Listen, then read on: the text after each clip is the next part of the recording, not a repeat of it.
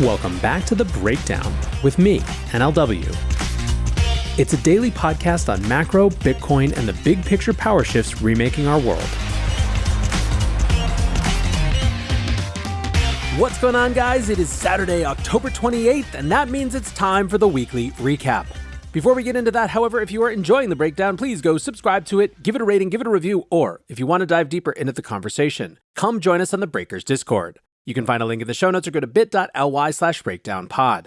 Hello, friends. We are back with another top 5 most important stories in crypto this week. This, of course, is the conversation that I have live with Scott Melker on Friday mornings. Now, this week, there are two big blaring things that stand out. One is, of course, the SBF testimony. And the second, which is way more significant in many ways, is the attempt to blame crypto for Hamas's attack on Israel a couple weeks back. Now, we got a lot more information in that story this week. Elliptic basically said that the Wall Street Journal had misinterpreted what it said, but of course we've gotten no corrections from the Wall Street Journal. And even if we did, the damage would likely already have been done. We also talk a little bit about the big pump this week. All in all, a very dynamic and exciting week, so let's dive in. Quite a week that we've had, huh? Indeed. It's been a week. It's funny because we always talk about how hyperbolic and exaggeratory our titles are allowed to be. Yeah. And this time we were actually. So I was like, take it off. Yeah, do whatever you want. have at it, man. It really did skyrocket, right? I mean, obviously we have Bitcoin sort of consolidating here under 35,000. Meme coins like Pepe and Flocky doing 100%, plus gains. Is there real money and interest coming back into this market right now? Are we back in the washing machine and we're going to see it rotating? What do you think? So two answers to that. On the one hand, I still think that the vast majority of it is just our money internally and people moving things around and people, kind of putting more of their own capital back in, moving out of stablecoin, stuff like that, right? It is excitement that's predicated on the community itself that's already here. However, the big caveat to that is that every institutional fund, every Bitcoin onboarding firm, if you watch like anyone who works in Swan's institutional management, all week they've been talking about just phones ringing off the hook, people coming in. I think Matt Hogan tweeted that that the conversations this cycle have started to move from, hey, you should have a 1% allocation to, hey, you should have a 5% allocation to Bitcoin. So I do think that when it comes to sort of like this vicious rip up that we had on Monday, that's, market structure dynamics playing out with regard to this particular community by and large. But it does seem like this one may have finally triggered, alongside all of sort of the narrative stuff we've seen, the phone calls to start coming in for people to actually kind of move in from outside. So I think that for the first time when we're asking this question in a long time, it actually is potentially some amount of a mix of different types of buyers. Yeah, I mean, Matrix Port being the analyst here that they're referring to, fifth bull market has further to run. That's coming from Matrix Port research. They're saying that this is officially now the fifth bull market for Bitcoin. Of course, they say 125,000 by 2024. We don't care about that, right? We don't really care about the hyperbolic price predictions. But to your point, I think that something's different this time. I know those are dangerous words, but we can see that the market cap has risen dramatically. We can see that both Bitcoin rose and things like meme coins rose at the same time. That can't happen with the rotation of capital. That means that there has to be new money in the system. I've spoken with quite a few people. I had James Butterfield from CoinShares on, and he said, yeah, we're seeing some inflows definitely at 300 million this year, institutional inflows. He said, interestingly, we're seeing a bit of outflow from the futures ETFs. And what that tells me is that everybody now is ready for this ETF's approval, right? Yeah. So I'm not surprised that we haven't seen billions flowing in already, because why would you start throwing money into this market if you're an institution today, if you think that there could be a Bitcoin spot ETF that you can safely invest in a month? Yeah, 100%. I think that the other thing, kind of going back to this contention of, is it a bull market yet? Listen, analyst papers love to call those things. They're very useful. They're good for, kind of selling research. But when it comes to sort of the gut check on this question, because I think from a community perspective, that's in some ways more enlightening. I think that we are just starting to be in a phase where we in the long in between a bear market and a bull market, you have the first part in which the little spikes that look like bull markets feel like the exception, and then you return back to the rule, which is either down or sideways. And then you get to the second part where it feels like the retraces back down and the slight move sideways are the exceptions to the larger momentum. And I don't want to say this for sure, but it does feel from a psychological standpoint in this space that we maybe have just flipped over into that. Even if we saw, the first half of November going slightly down, we get back down to 30.29.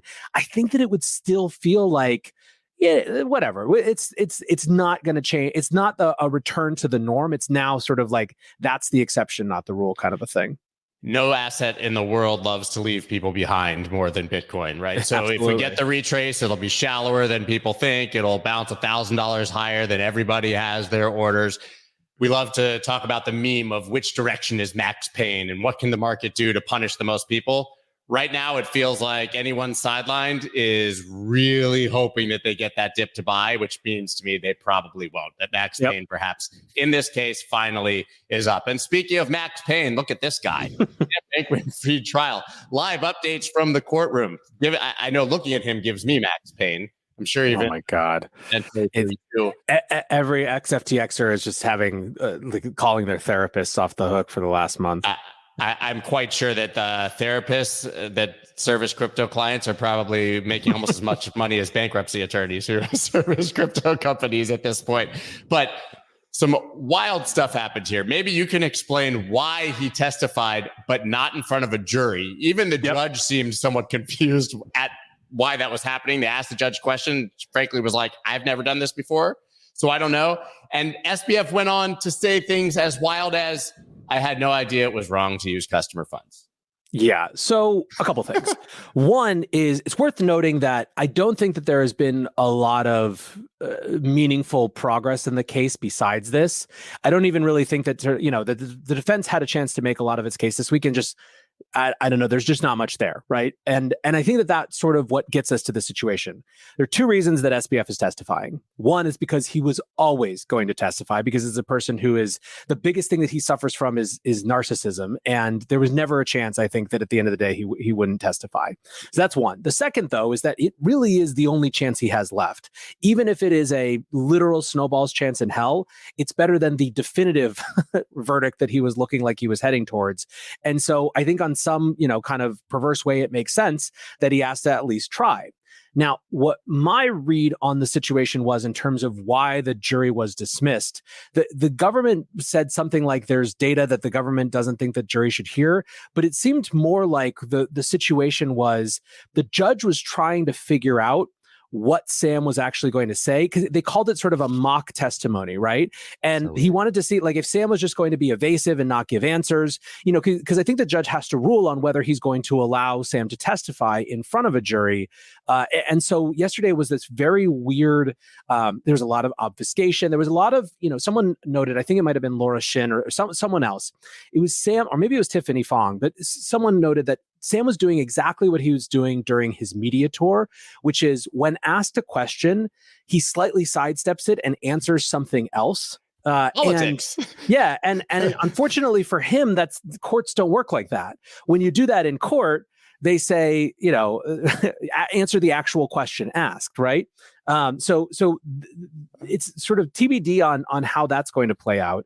A second thing that Sam did a lot is they very clearly, the defense very clearly, and has from the beginning, wants to make this an issue of FTX counsel, right? That Sam was just doing what he was legally told to do. Every other answer was Dan Friedberg, right? Who's the name of the general counsel who was formerly, involved in a big sort of poker scandal as well. And it's very clear that Sam is desperately trying to throw Dan Friedberg under the bus and say, I just did what he said. Now, I don't know if you have this tweet pulled up or if we can find it, but there was one moment where the judge literally asked Sam's attorneys to explain to him how blaming counsel was different in this case versus if you laundered money from a bank. Like the judge was basically trying to figure out, it's like, look, you did a crime and then later the attorney told you how to deal with the crime. Doesn't that mean you still did the crime? And and it's just this sort of very weird moment where the judge is still trying to figure out if he is going to allow the way that the defense is trying to present the case, because it's not a for sure.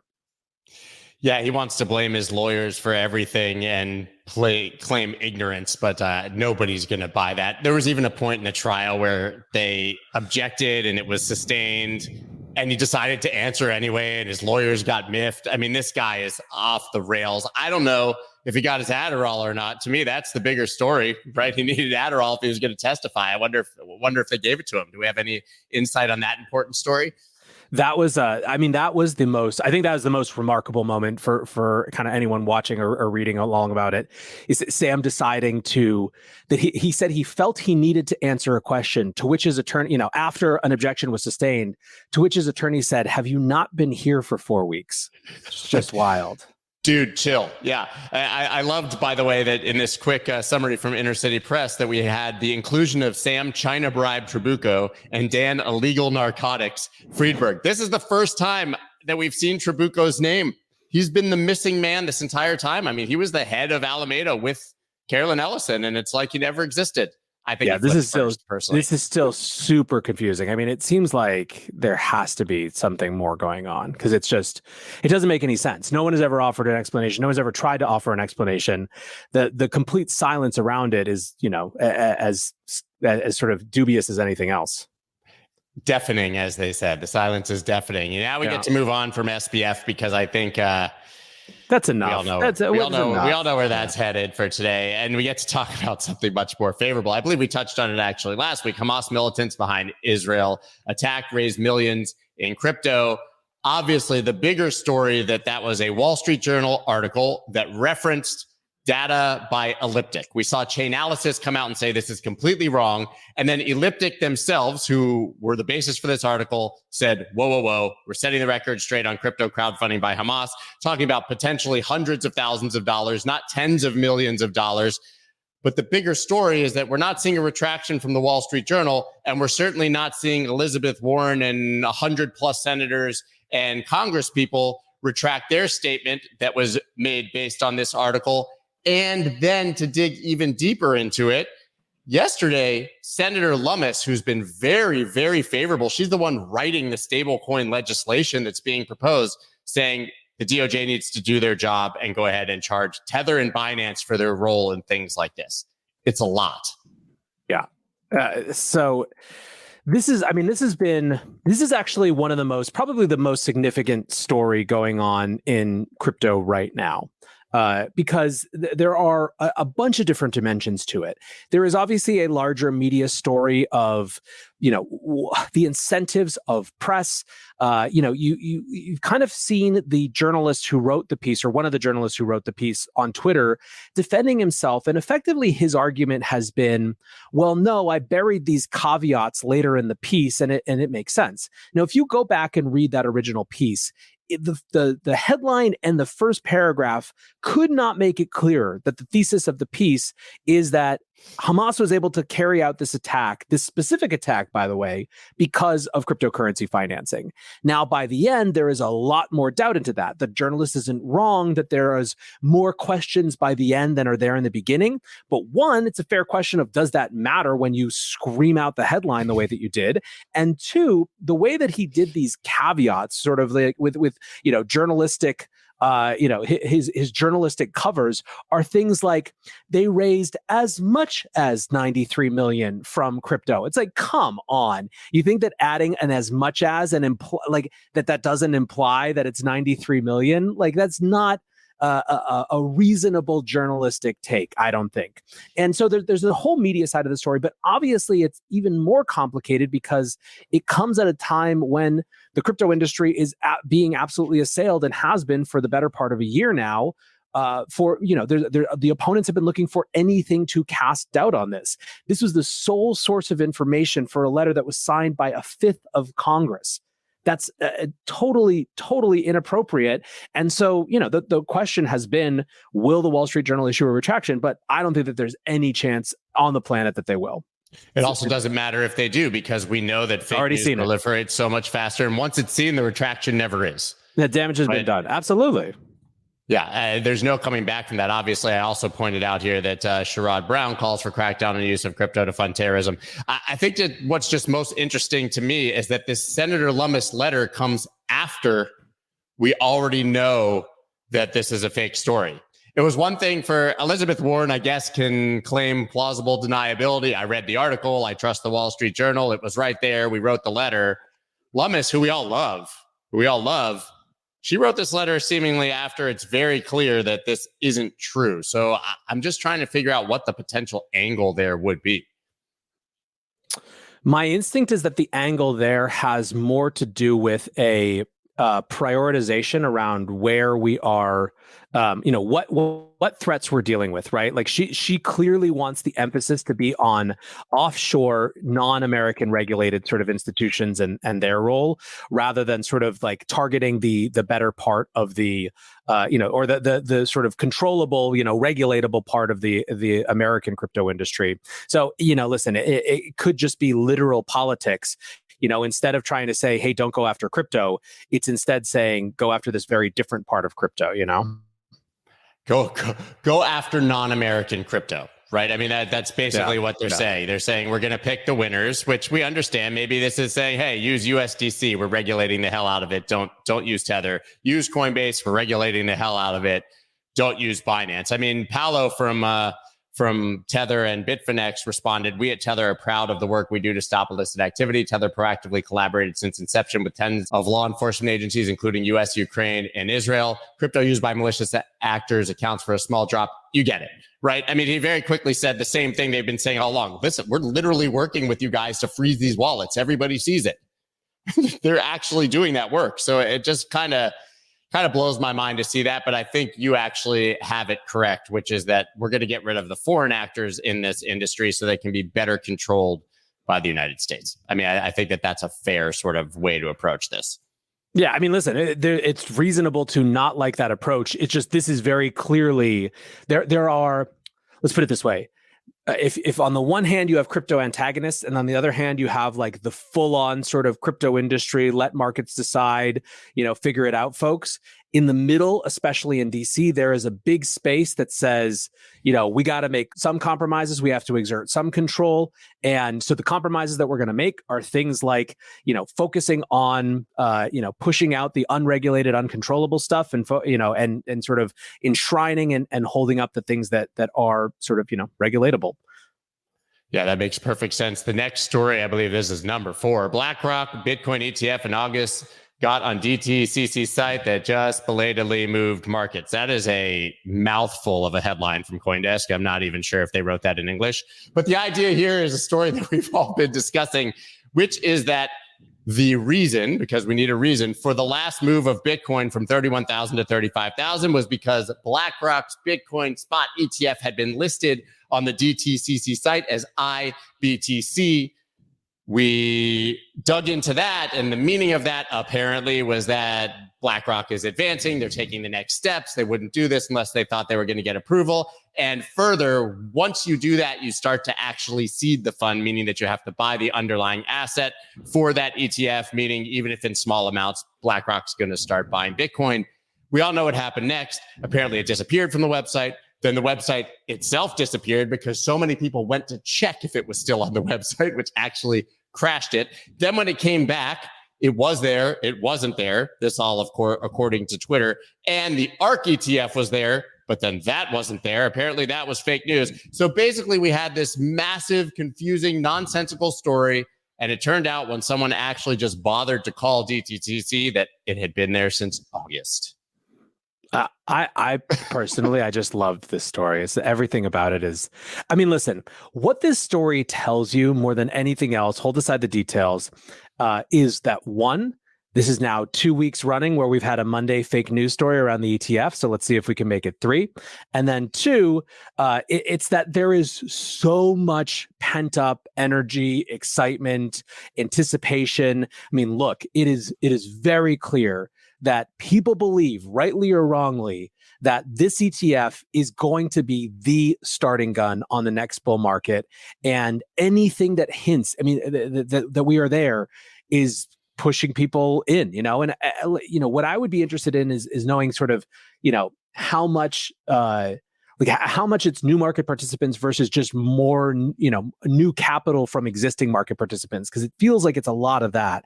But anyways, listen, I think it was hilarious that ultimately it was just something that we didn't notice for 2 months, drove the market that way.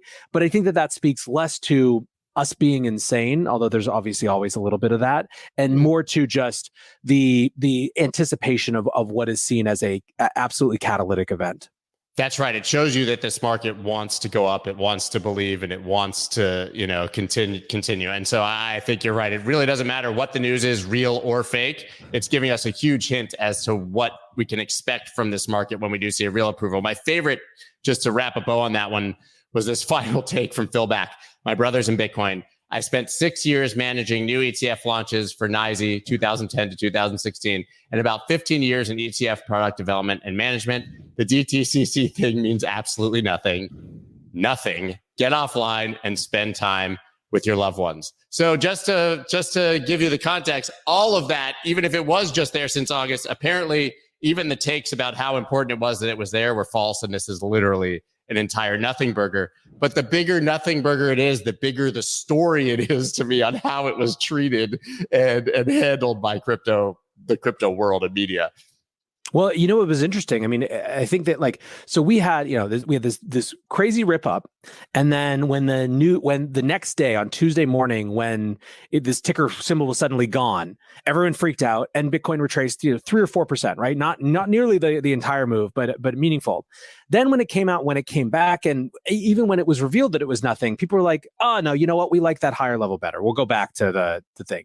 This asset wants to be somewhere around where it is now for the moment, and it's sort of clinging to that. I think, I don't know. I'm not sure what would knock it off. I guess another ETF denial entirely. If the SEC came out and kind of wiped off the slate, maybe that would sort of really. Yeah, I think it would have to be the January denial when there's actually a final deadline for ARK. Yeah. I think that would probably be it. I think until then, we're just going to sort of maintain this hype. Maybe it'll float down if we hear nothing for a bit. Maybe my favorite actor in this whole story, I don't know if you saw today that Jay Clayton, who's been on his roadshow, the ex-SEC chairman, saying that we should approve a Bitcoin spot ETF, saying if he was chairman now, he would approve a Bitcoin spot ETF, is the most fair weather clout chasing human I've ever seen in my life, because he was literally SEC chairman and had the opportunity to approve a Bitcoin spot ETF.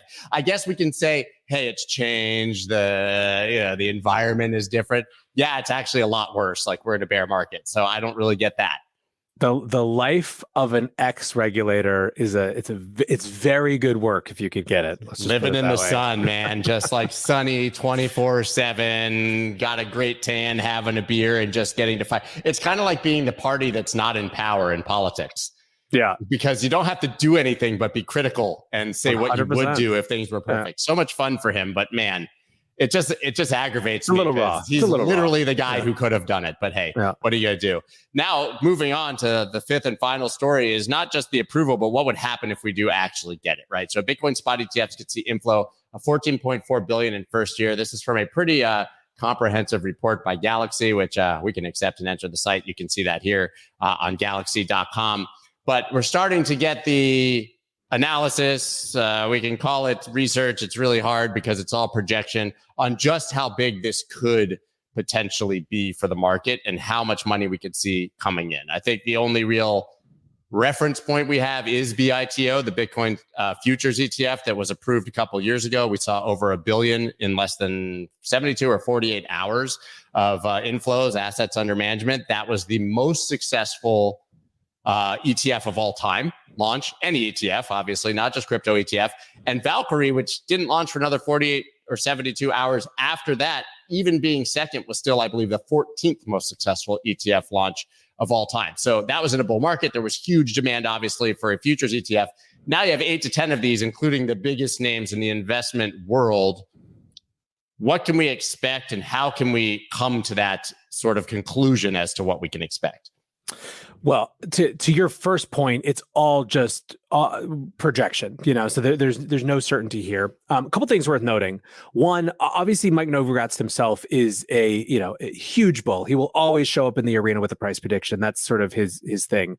His team at Galaxy Research are not that. They're super serious. Alex Thorne, was at Fidelity. He's been an investor for a long time. These are very serious people who are, if they're coming out with a $14.4 billion projection, and that's in their first year, they think it goes up to like 21 billion in the second year and 39 billion by the third year. They're looking at that. Listen, they still could have the rose-colored glasses that we all have in the Bitcoin space, but I think that you can take it more seriously than just some sort of errant CEO pumping up the sort of the space. So that's one thing. The second thing is, I think that these big numbers are predicated upon either an assumption or a bet that what's different this time is that, one, because you have an instrument which is accessible to a huge array of investors, and two, you have the providers of that instrument being some of the biggest giants in traditional finance, that all of a sudden those messages of, get off zero, basically, the stuff that people have been talking about for 6-7 years now or more, like actually start to resonate. And when you start to have, some meaningful portion of people who wouldn't allocate before there was an ETF say, sure, 1 to 5%, going in, it doesn't take all that much to add up to these sort of seemingly big numbers. So I think that like the question will not be in some ways so much to me what the actual number is, because that's arbitrary. It will be, do the things that we anticipate happening because this instrument exists, i.e. this new set of investors allocating a little bit to it. Does that actually happen? That's the big question. And if it does, it's, game on in a huge, huge way.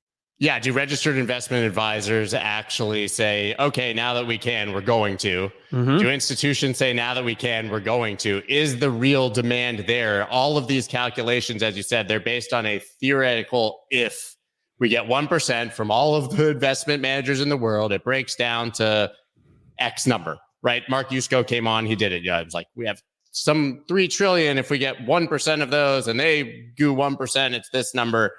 We're going to see. Right. But I would tell you that the price action in the market is showing that at least that demand is there. So I don't know if the numbers are going to matter if Bitcoin just skyrockets. That will probably do more for inflows and adoption than anything else. Nothing makes people want to buy Bitcoin more than more expensive Bitcoin. Can I do an honorable mention real quick? I don't know if you've seen this one, but we're supposed to be done. But this one got me. JP Morgan chases Jamie Dimon and his family to sell 141 million of stock in 2024. If you guys haven't seen this, he's never sold in his 17 years at JP Morgan. This is 1 million shares of the families, right? Because you put it in a trust, so it's not yours. 8.6 million shares. He says he's just doing it for tax purposes, to be efficient. He still believes in the company. I believe all of that to be true, by the way. But the billionaire playbook usually is never sell anything, take loans against it, and die, and magically, poof, all of the expense goes away for your family. Do you think that this is, listen, I think people have the right to take profit. I have no problem generally with people eventually, selling something. But do you think that this is meaningful in the context of Jamie Dimon consistently saying that there's like this massive correction and depression coming? He's been very vocal about how bad he thinks the market is going to be. I think it is I would characterize it as a meaningful signal to watch, especially if we start to see a lot more things like this, right? There's a whole sort of watch what people do, not what they say aspect. To your point, could be completely innocent, could be his son wants another yacht and they're out of their line of credit is over. But it is not an unnotable thing. Let's put it that way. Yeah, to be clear for everyone, this is starting in 2024. So interesting that he's doing it for tax purposes, but not this year. My guess is he's just trying to buy 5% treasuries and get the hell out of here. But hey, what do I know? Right? Yeah. If you can get a quick $140 million, $1 million into treasuries and earn your safe, risk-free 5%, why wouldn't you? That's all we got. Are there anything I might have missed? When we put this together, are there any other narratives or stories that are on the top of your head before we let you go? No, I mean, listen, this is the big actual meaningful story in terms of where our energy and fights should be are certainly in and around this sort of narrative battle around terrorist financing. It's important because there's a lot of legislation that's sort of coming up. There's a lot of momentum around certain bills. There's rulemaking that has public comment periods going on right now. So that's one that's worth paying attention to. And then listen, we're always going to have to go through the spectacle and chaos of an SBF testimony. So we're at the end phases of that. That should wrap up next week. I'm sure next Friday's show will be a wild one to look back on. But for now, that's where we are. Perfect. I love it, guys. Everybody follow NLW on Twitter. Follow The Breakdown. Check this out on both his audio and video channels. And my final take of the day is that Jamie Dimon is obviously selling 100 million in stock so that he can buy Bitcoin, right? There you go. I'm in. Obviously. Co-sign. You guys heard it here first. Don't edit that part out and put it on Twitter. Thanks, guys. We'll see you next week. Bye. Later, guys.